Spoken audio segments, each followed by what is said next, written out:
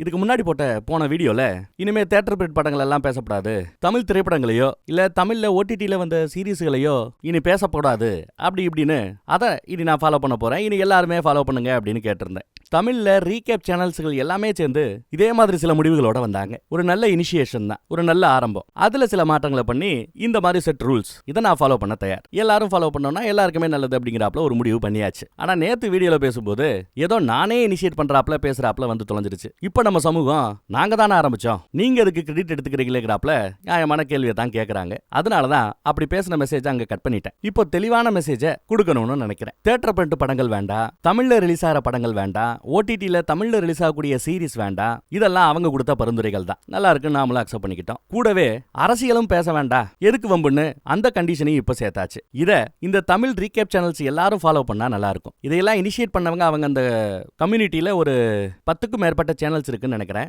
அவங்களுக்கு இதெல்லாம் ஆல்ரெடி தெரியும். இப்ப நாமளும் அதை ஃபாலோ பண்றோம்னு களத்துக்குள்ள வரோம். அவங்களோட இல்லாம என்ன மாதிரி தனியா அங்கங்க இருக்கிற ஆட்கள் இல்ல இப்ப புதுசா ஆரம்பிக்கிற ஆட்கள் இப்படி இதுக்குள்ள வர நினைக்கிற எல்லா பேருமே இதே ரூல்ஸை ஃபாலோ பண்ணீங்கன்னா கொஞ்சம் நல்லா இருக்கும். ஏதோ ஒரு விளக்கம் கொடுக்கணும்னு தோணுச்சு, அதான் தோணுனதுமே நேரங்காலம் பார்க்காம பேசிட்டேன். தேங்க்யூ.